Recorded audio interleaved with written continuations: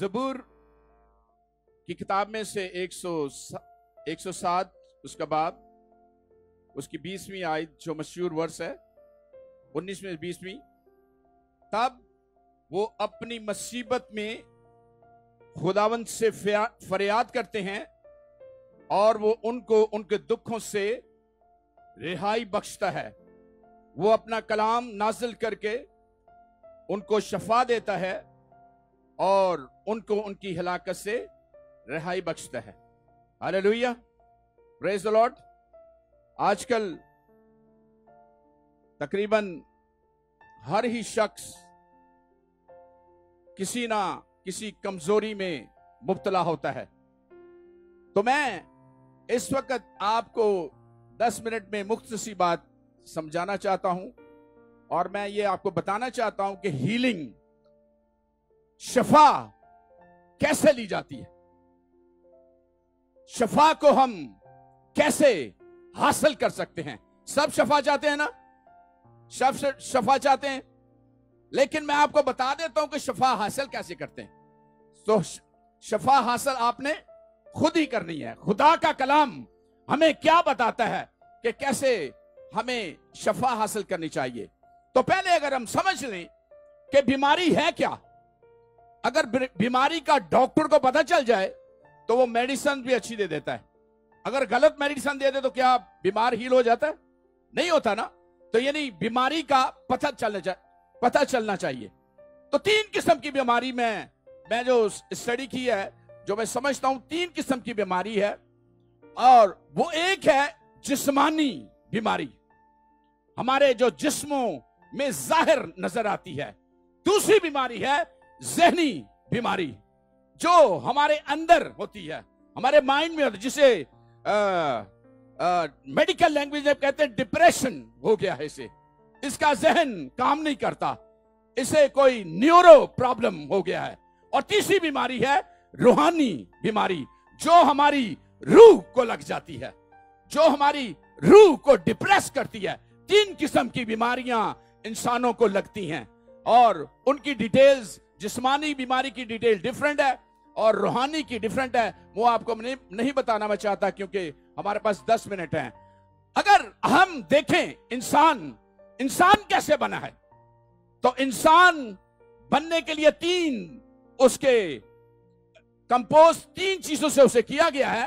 पहली बात जो इंसान के अंदर है वो उसका जिस्म है। देखें इधर, इंसान कैसे बना है। आप सब इंसान हैं, हम सब इंसान हैं। ये बड़ी जरूरी बात है कि हम देखें हम बने कैसे, हमारी तश्कील हमें कैसे दिया गया है। पहली बात कि हम जिस्म रखते हैं, एक बात है जिस्म रखते हैं। दूसरी बात है हमारी जान है, यानी सोल। दूसरी बात, हमारे अंदर जो आप देख नहीं सकते, जिस्म को हम देख सकते हैं क्योंकि मादा है, ये मटेरियल है, इसे हम देख सकते हैं। तीसरी बात, हमारी रूह यानी स्पिरिट। 3 बातों से, 3 चीजों से इंसान बना है और तीनों किस्म की बीमारियां इंसान के अंदर पाई जाती हैं और तीनों किस्म की हमें हीलिंग की जरूरत होती है। अगर हमारी बॉडी, अगर ये सांस लेना बंद करते तो हम क्या होते हैं? मर जाते हैं। हमारी सोल एंड स्पिरिट भी इसी के साथ खत्म होती है। और अगर हमारी सोल जो है वो खत्म हो जाए तो कहते हैं कि इस आदमी का दिमाग नहीं काम करता, क्योंकि सोल हमारी जो है वो हमें गाइड करती है। कहते हैं मेडिकल लैंग्वेज में, दिस इज द कम्युनिकेशन एक सिस्टम है जो हमारे माइंड में अंदर है, वो कम्युनिकेट करती है, जिससे हम बातों को समझते हैं, जिससे हम बातों को परखते हैं, जिससे हम फैसले करते हैं। वो हमारी जान यानी हमारी सोल है। जो बॉडी है इससे हम मूव करते हैं, इससे हम हरकत करते हैं। जो हमने सोचा है, जो हमारी सोल हमें बताती है, उसके जरिए हम एक्ट करते हैं, हम एक्शन में आते हैं, हम अमल पैरा वो बातों को करते हैं। और जो रूह का ताल्लुक है वो हमारे खुदा के साथ होता है, रूहानी बातों के साथ होता है, कलाम के साथ होता है। और जिस्मानी चीजों का, जिस्मानी जो हमारे जिस्म है, ये दुनियावी कामों का। और जैसे जैसे हमें रूह गाइड करती है, खुदा का कलाम गाइड करता है, वैसे ही हमारा जिस्म, हमारे एक्शन मूव होते हैं और काम करते हैं। इसलिए जरूरी बात है कि हम देखें कि तीनों जो हमारे जिस्म के हिस्से हैं ये बीमार कैसे होते हैं, इनकी बीमारी की वजह क्या है। अगर वजह का पता चल जाए तो फिर उसका इलाज भी हो जाता है। हालेलुया। जब बीमारी की समझ आ जाएगी तो फिर इलाज भी हो जाएगा। मेरा ख्याल बहुत से लोग बीमार भी होंगे, बहुत से लोग, तीनों किस्म की बीमारियां हर शख्स को कोई ना कोई बीमारी होती है। जो पहले मैंने बताई जिस्मानी, दूसरी मैंने बताई है जो हमारी सोल होती है, हमारी सोच होती, मेंटल, मेडिकल लैंग्वेज में मेंटल बीमारी है, और तीसरी है रूहानी बीमारी। रूहानी बीमारी हम उसे कहते हैं जब हम खुदा से अपने रिश्ते तोड़ लेते हैं, खुदा से हमारा ताल्लुक नहीं होता, कलाम खुदा को हम समझ नहीं सकते, या हम दूर चढ़ जाते हैं। बहुत से लोग खुदा के पास आते हैं और फिर उन्हें बीमारी लगती है और फिर वो खुदा से दूर चले जाते हैं और फिर खुदा के कामों में उन्हें कोई दिलचस्पी नहीं। This is the sickness. Medical language में कहते हैं बीमारी लग गई है। और लगती कैसे हैं ये सारी बीमारियां? इनके डायरेक्ट प्रिंस कहता है कि खुदा का बहुत बड़ा खादम वो अपनी बुक्स में लिखता है, वो कहता है कि हर बीमारी के पीछे कोई ना कोई बदरू है, कोई ना कोई स्पिरिट है, वो रूहानी हो, वो जिस्मानी हो, और जो चाहे वो हमारी मेंटल बीमारी हो, उनके पीछे कोई ना कोई स्पिरिट होती है। और उस स्पिरिट से जब तक हम निजात हासिल नहीं करते हमारी बीमारी खत्म नहीं होती। इसलिए जरूरी बात है कि हम बीमारी को देख लें, बीमारी है क्या। तो बीमारी, सबसे बड़ी बीमारी जो इंसान की जिंदगी में है वो है, बाइबल बयान करती है, वो गुनाह है।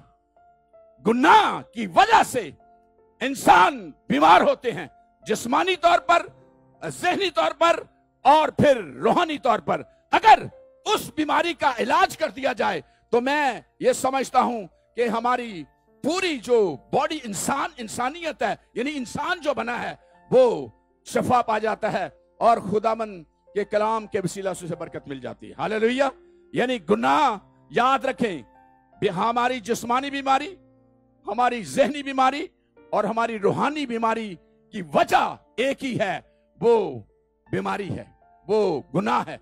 गुनाह की वजह से हम बीमार होते हैं। क्योंकि अगर हम बाइबल की पहली किताब उसके पहले चैप्टर में हम देख लें तो हम देखते हैं कि आदम जब बागे अदन में था तो बिल्कुल सेहतमंद था, बड़ा एंजॉय करता था खुदा की रफाकत से। लेकिन जैसे ही उसने गुनाह किया, गुनाह क्या है? ना फरमा बरदारी, खुदाबंद के हुक्म की अदूली करना, यानी हम खुदा की बातों को जब नहीं मानते तो दैट इज द सिन। और उसी की वजह से सारी बीमारियां, हमारी तीनों किस्म की बीमारियां जो हमारे अंदर होती हैं वो रूनुमा होती हैं। मैं शॉर्ट इसलिए बता रहा हूं, मेरी डिटेल्स थी मेरे पास, लेकिन मैं जैसे कि 10 मिनट मुझे करने बात तो मैं बताना चाहता हूं। तो अगर हम मरकस की अंजील उसका पहला बाब, उसके पहले बाब में एक कहानी बड़ी है कि एक मफलूज को खुदावंद यीशु मसीह के पास लाते हैं, और खुदावंद यीशु मसीह के पास जब लाते हैं तो खुदावंद लिखा है कि वो उनका ईमान देखता है और कहता है, जा तेरे गुनाह मुआफ हुए। यानी और फरीसी फकी जो है वो कहते हैं खुदावंद यीशु कुफर बोल रहा है, क्योंकि गुनाह तो खुदा ही मुआफ कर सकता है। यानी वहां भी वो बता रहा है ये शख्स जो मफलूज हो गया है इस गुनाह की वजह से मफलूज हुआ है, और खुदावंद यीशु सबसे पहले उसके गुनाह बख्शता है, क्योंकि ही इज द सेवियर, वो निजात दहिंदा है। गुनाह वो ही बख्शता है, क्योंकि लेटर हम देखते हैं उसी ने तमाम बनी नौ इंसान के लिए कोहे कलवरी पर, सलीब पर खून बहाकर हम सबको गुनाह की गुलामी से रिहाई बख्शी है। हालेलुया। तो याद रखें, हर बीमारी के पीछे गुनाह है। यीशु मसीह स्टेटमेंट देता है कि उस मफलूज की बीमारी की वजह ही गुनाह है, और गुनाह जो के बीमारी की वजह है वो खुदावंद यीशु मसीह उसे निकालता है, उसे मुआफ कर देता है, उस पर रहम करता है, और लिखा है कि वो मफलूज उठ के फिर चलता फिरता है। हालेलुया। ही वाज हील्ड, क्योंकि गुनाह जो बीमारी थी वही निकाल दी है, इसलिए वो हील हो गया। इसी तरह ज़हनी बीमारियां और दूसरी बीमारियां सारियां जितनी हैं गुनाह की वजह। दूसरी बात, एक तो ईमान की वजह से, अगर हम ईमान रख लें यस्सु के ऊपर, यस्सु की कुर्बानी पर, उसे निजात दहिंदा पहले मान लें, तो फिर हम तमाम बीमारियों से रिहाई पा सकते हैं। हालेलुया। आप जब तक आप यस्सु मसीह पर दिल से, पूरे दिल से उस पर ईमान नहीं लाते, सिर्फ ये काफी नहीं कि यस्सु मसीह मेरा निजात दहिंदा है, वो खुदा का बेटा, काफी नहीं। यानी ईमान का मतलब है आपने उसे कबूल करना है, उसकी सारी बातों पर अमल करना है, अपने आप को सरेंडर कर देना है, यस्सु मसीह के हवाले करना है और उसी के कलाम के मुताबिक सारी जिंदगी गुजारनी है। हालेलुया। और जब ऐसा करेंगे फिर ईमान की कुव्वत आपके अंदर आएगी और खुदामंद आपका ईमान भी बढ़ाएगा। एक बात, हमारा अक्सर हम ये सोचते हैं कि हम ईमानदार हैं, हमें ईमान है, इसलिए हम ये सोचते हैं कि हमें शफा मिलनी चाहिए। बाइबल मुकद्दस में एक और स्टोरी है, जब शागिर्द एक बीमार को हील नहीं कर सकते तो उसका बाप उसे कहता है, खुदामंद को कहता है कि तो खुदामंद तू ही मेरे बेटे को हील कर दे। और वो जब हील करता है तो खुदामंद का ये फरमाता है कि ए कम इत्कादू, कब तक मैं तुम्हारे साथ रहूंगा। तो वो शख्स बड़ा जबरदस्त शख्स है, वो कहता है खुदा मेरी कम इत्कादी को दूर कर। यानी वो एडमिट कर लेता है कि मेरा ईमान इतना मजबूत नहीं है, खुदावंद तू मेरे ईमान को बढ़ा ताकि मेरा ईमान ऐसा हो जाए कि मैं जब तेरा नाम लूं तो मुझे शफा हो जाए। हालेलुया। तो ईमान ही एक इलाज है हमारी बीमारियों का। ईमान के वसीला से खुदावंद यीशु मसीह बीमारों को कहता है तेरे ईमान ने तुझे अच्छा किया। दिस इज द वन हिस्सा है कि हम ईमान के वसीला से शफा पाते हैं। सेकंड बात जो है, कलाम के वसीला से भी हमें शफा मिलती है। जैसे अभी पास्टर जॉन ने अभी कलाम किया है, अगर आपने उस कलाम को रिसीव कर लिया, अपने दिल में रख लिया, तो आप यकीन कर लें कि हीलिंग आपके जिस्म, आपके जहन और आपकी रूह में शुरू हो चुकी है, क्योंकि कलाम हमें शफा बख्शता है। अगर हिजकिय्याह की किताब के उसे 37 चैप्टर में देख लें तो खुदावंद हिजकिय्याह नबी से कलाम करता है और कहता है कि ए बनी आदम, इन सूखी हड्डियों पर नबूवत कर और इन सूखी हड्डियों को कह कि मेरा कलाम सुनो। वो एग्जाम बताता है कि सारी सूखी हड्डियां बनी इस्राएल ही हैं। आज हमने देखना है कि वाकया के हम भी तो नहीं सूखी हड्डियां, इसीलिए बीमार हैं। और वो हिजकिय्याह नबी को कहता है कि इन पर कलाम कर, इन पर कलाम कर। और जब वो कलाम करता है तो लिखा है, अगर पूरी स्टोरीज को देख लें 37 चैप्टर में, तो देखा है कि हड्डियां बिल्कुल जुड़ जाती हैं, उन पे स्किन भी आ जाती है, नसें भी आ जाती हैं और वो उठ खड़ी होती हैं। Hallelujah, praise the Lord. यानी कलाम हमें शफा बख्शता है, कलाम के वसीले से शफा मिलती है। और कलाम को समझने के लिए, उसको पाने के लिए, उस हमारा ईमान भी, जो मैंने पहली बात बताई है, ईमान भी हमारा उसी से मजबूत होता है जब हम कलाम को कबूल करते हैं, उसको समझते हैं। और कलाम क्या है कि ही इज आवर सेवियर, वो हमारा शाफी है, उसने हमारे लिए जान दी है। और पतरस रसूल उसको दोबारा बयान करते हैं कि उसी के मार खाने से, उसी के खून बहाने से हम सब ने शफा पाई है। हालेलुया। तो this is the two way, आपने ईमान रखना है और कलाम को अपने अंदर लेना है। जैसे हिजकिय्याह नबी उन हड्डियों पर कलाम करता है, लोगों पर कलाम करता है, तो वो जिंदा हो जाती हैं। यानी कलाम मुर्दों को जिंदा भी करता है। हालेलुया।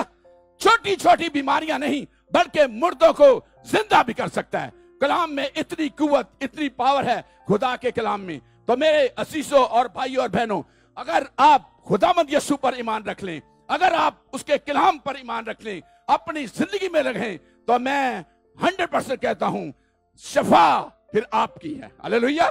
शफा उसी के कलाम से नाज़िल होती है और उस ईमान के वसीले हम हासिल करते हैं। आए, हालेलुया। आपको यकीन आ गया इन बातों पर? आए फिर खड़े हो, एक और दुआ करते हैं आपके सामने। हालेलुया।